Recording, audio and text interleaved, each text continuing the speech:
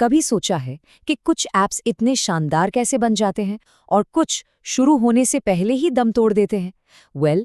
इसका राज छिपा है एक मजबूत ब्लूप्रिंट में। आज हम इसी सॉफ्टवेयर प्लानिंग की दुनिया में होता लगाएंगे और देखेंगे कि कैसे कमाल के आइडियाज हकीकत का रूप लेते हैं। ये एक बहुत बड़ा सवाल है ना? हर रोज न जाने कितने शानदार आइडियाज आते हैं, लेकिन जो आंकड़े हैं वो सच में चौंकाने वाले हैं। ज्यादातर प्रोजेक्ट्स या तो बजट से बाहर, या समय पर पूरे नहीं होते, या बस बन ही नहीं पाते। तो आखिर ये सारे सपने टूटते कहाँ पर हैं? और अक्सर जवाब हमारी आंखों के ठीक सामने होता है। जरा सोचिए, क्या कोई बिना ब्लूप्रिंट के एक गगनचुंबी इमारत बना सकता है? नहीं ना। बस कुछ ईंटें और उम्मीदों के सहारे। सॉफ्टवेयर का भी बिल्कुल यही हिसाब है। बिना एक सॉलिड प्लान के सबसे बेहतरीन आइडिया भी ताश के पत्तों के घर की तरह ढह जाता है। तो चलिए इसी ब्लूप्रिंट को बनाना शुरू करते हैं।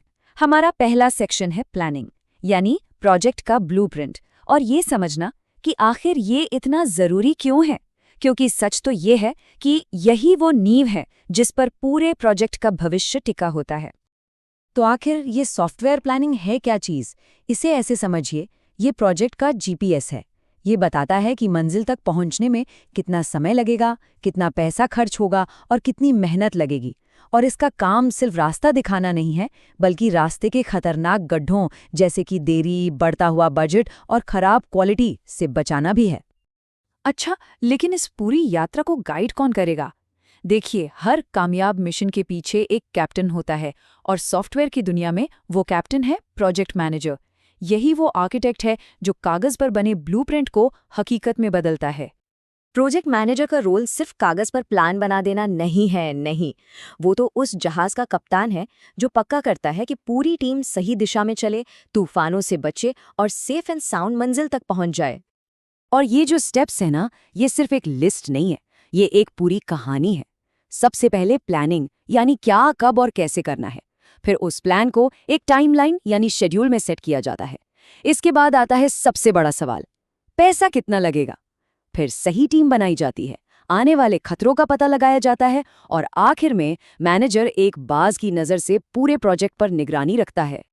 ठीक है, तो अब एक प्लान है, एक मैनेजर भी है, लेकिन सवाल यह है कि प्लान किस चीज़ का करें, अगर यही नहीं पता कि जो हम बना रहे हैं वो आखिर कितना बड़ा है। भाई, एक छोटी सी नाव बनाना और एक विशाल समुद्री जहाज बनाने में जमीन आसमान का फर्क है ना। ये एक वाकई मजेदार सवाल है। किसी आइडिया के साइज को कैसे मापें? क्या उसे इंच में नाप सकते हैं या किलो में तौल सकते हैं? जाहिर है नहीं। सॉफ्टवेयर की दुनिया तो दिखती नहीं, वो तो एब्स्ट्रैक्ट है। इसलिए इसका साइज नापने के लिए हमें कुछ स्मार्ट तरीकों की जरूरत पड़ती है। पहला तरीका है लाइंस ऑफ कोड, यानी LOC। सुनने में तो बड़ा आसान लगता है, बस ये गिन लो कि कोड की कितनी लाइनें लिखी जाएंगी। लेकिन इसमें एक बहुत बड़ी दिक्कत है। सोचिए, एक ही काम को करने के लिए एक डेवलपर पाइथन में शायद 10 लाइनें लिखेगा और दूसरा वही काम जावा में 50 लाइनों में करेगा। काम तो एक ही हुआ, पर LOC बिल्कुल अलग हो गया। तो मतलब ये तरीका बहुत भरोसेमंद नहीं है। और यहीं पर आता है एक ज्यादा स्मार्ट तरीका, फंक्शन पॉइंट्स। ये कोड की लाइनों को नहीं गिनता। ये इस बात पे फोकस करता है कि सॉफ्टवेयर यूजर के लिए कर क्या सकता है। जैसे, क्या यूजर कोई डेटा डाल सकता है, क्या उसे कोई रिपोर्ट मिल रही है। ये कुछ ऐसा है जैसे कार के इंजन के पार्ट्स गिनने के बजाय ये देखना कि कार कितनी तेज चलती है और उसमें कितनी सीटें हैं। तो सीधी सी बात क्या हुई, LOC का इस्तेमाल करना मतलब कोड के जंगल में जाकर रास्ता खोजना, जहां प्रोजेक्ट के आखिर तक पहुंचते पहुंचते खो जाने का डर है। वहीं दूसरी तरफ फंक्शन पॉइंट्स शुरू में ही हाथ में एक नक्शा थमा देते हैं जो बताता है कि मंजिल क्या है। इसीलिए प्लानिंग स्टेज में फंक्शन पॉइंट्स को ज्यादा सटीक और भरोसेमंद माना जाता है। अच्छा, अब हमें प्रोजेक्ट का साइज तो पता चल गया, तो अब असली जादू शुरू होता है। इस साइज के आधार पर भविष्य का अंदाजा कैसे लगाया जाए, मतलब कितनी मेहनत लगेगी, कितना समय लगेगा। इसके लिए इंडस्ट्री में एक बहुत ही जाना माना और पावरफुल मॉडल मौजूद है, और इसका नाम है कोकोमो मॉडल, यानी कंस्ट्रक्टिव कॉस्ट मॉडल।